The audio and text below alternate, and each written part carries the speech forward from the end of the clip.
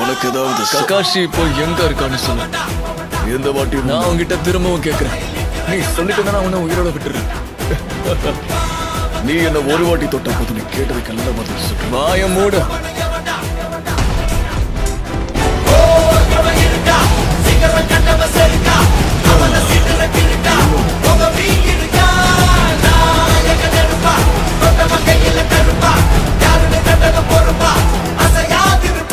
என்னோட சக்தி என்னன்னு உனக்கு புரிஞ்சிருக்கும்னு நினைக்கிறேன். நீ உன்னோட சக்தியை காட்டிட்ட. இப்போ நான் காட்ட வேண்டியது. இங்க என்ன நடக்குது? ராமத்தராசு இவன் இன்னும் சாகலையா?